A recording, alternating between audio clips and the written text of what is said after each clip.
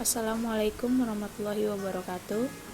Perkenalkan, saya perwakilan dari Kegagalan Teknologi. Di sini saya akan menjelaskan kelompok saya tentang kegagalan teknologi. Oke, apa sih itu kegagalan teknologi? Kegagalan teknologi itu adalah suatu kejadian bencana yang diakibatkan oleh kesalahan desain maupun pengoperasian maupun kelalaian manusia itu sendiri. Nah, biasanya ini kegagalan manusia ini biasanya dalam penggunaan teknologi maupun industri. Nah, di sini ada macam-macam kegagalan teknologi. Yang pertama kebakaran. Kebakaran pabrik di Indonesia terakhir ini terjadi pada pabrik PT Indofood di Kabupaten Tangerang pada tanggal 8 Februari 2021. Terus juga ada kebocoran nuklir, di mana kebocoran nuklir ini terparah di sepanjang sejarah terjadi di pusat tenaga nuklir Chernobyl di Ukraina pada tanggal 26 April 1986. Nah, selanjutnya di sini juga ada kecelakaan kerja. Di sini pada tanggal 40 November 2020 peristiwa nahas terjadi pada pekerja harian di pabrik triplek di Tasikmalaya. Terus di sini juga ada kecelakaan transportasi, di mana yang kita ketahui kecelakaan pesawat Sriwijaya Air SJ1824 ini pada rute Jakarta Pontianak ini pada 9 Januari 2021. Nah, pesawat ini dikabarkan ini jatuh di tempat perairan Kepulauan Seribu. Nah, di sini juga ada penyebab kegagalan teknologi. Biasanya itu gara-gara dampak bencana alam kayak gempa bumi, banjir dan sebagainya. Terus di sini juga ada kayak kebakaran, terus juga kecelakaan transportasi yang bisa diakibatkan dari darat, laut maupun udara. Terus di sini juga ada kegagalan kesalahan desain maupun keselamatan pabrik teknologi. Terus di sini juga ada kebocoran. Ini ada mitigasi kegagalan teknologi. Yang pertama ini ada kurangi pemakaian bahan-bahan kimia yang berbahaya mudah terbakar. Terus di sini juga ada tingkatkan ketahanan terhadap kebakaran dengan menggunakan material bangunan itu yang seperti tahan dengan api gitu. Terus di sini juga ada bangunan daerah penyangga atau penghalang api. Nah, terus di sini juga ada tingkatkan fungsi sistem deteksi dan peringatan dini. Nah, di sini ada perencanaan kesiapsiagaan dalam peningkatan kemampuan pemadaman kebakaran dan penanggulangan asap, tanggap darurat, evakuasi bagi pegawai serta penduduk sekitarnya. Nah, terus di sini juga ada tingkatkan kemampuan pertahanan sipil dan otoritas kedaruratan. Nah, di sini juga ada batasi dan kurangi kapasitas penampungan bahan-bahan. Nah, di sini juga pada Sabtu 9 Januari 2021 ini Sriwijaya SJ1825 Jakarta rute Jakarta Pontianak ini dia jatuh. Terus juga total penumpangnya ada 62 jiwa. Sampai 30 Januari ini sudah teridentifikasi sebanyak 58 jiwa.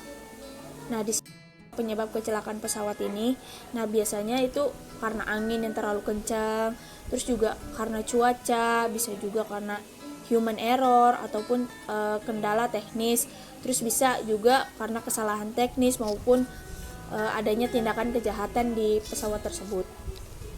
Nah, di sini ada panduan keselamatan penumpang. Nah, di sini biasanya perhatikan ketentuan berat maksimal yang kita bawa di bagasi maskapai. Terus biasanya siapkan kartu identitas yang masih berlaku. Terus juga pastikan untuk tidak membawa daftar atau barang yang dilarang yang membahayakan saat penerbangan itu. Terus juga patuhi petunjuk awak kabin yang baik saat penerbangan. Terus juga matikan handphone saat penerbangan. Nah, di sini apa sih yang harus kita lakukan ketika pesawat mengalami kecelakaan? Nah, biasanya harus kita yang pertama ini tetap tenang.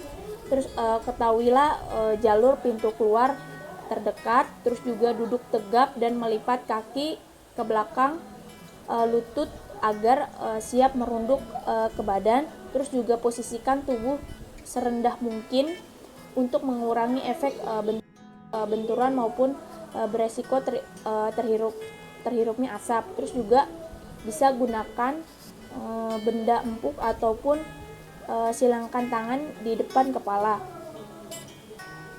Nah, di sini juga ada jika pesawat akan menyentuh air, segera kenakan pelampung, jaket pelampung. Terus di sini juga ada jika saat terjebak kondisi berasap, segera pakai masker oksigen yang sudah dipersiapkan di pesawat itu. Terus juga jika sudah ada arahan, tinggalkan barang-barang Anda jika keluar dari pesawat, terus segera keluar secepat mungkin. Terus juga menjauh dari pesawat sekitar jaraknya 160 meter. Nah, ini ke arah yang berlawanan dengan arah untuk menghindari ledakan pesawat tersebut. Nah, di sini ada hukum perundangan untuk melindungi hak korban. Nah, di sini yang pertama ini ada santunan dari PT Jasara Harja itu dalam peraturan pemerintah keuangan nomor 15 dan 16. Terus ada penumpang yang mengikuti program jaminan kecelakaan kerja atau JKK ini, dia biasanya menerima santunan uang tunai dari BPJS. Terus di sini juga ada dalam pasal 141 ayat 1 nomor 1/2009 ini tentang penerbangan maskapai bertanggung jawab atas kerugian dunia, cacat tetap ataupun luka-luka yang diakibatkan angkutan udara di dalam pesawatnya. Nah, di sini apa sih hak ganti rugi korban jika kecelakaan pesawat terbang? Nah, biasanya orang meninggal dunia ini di dalam pesawat ini sekitar 1,25 M.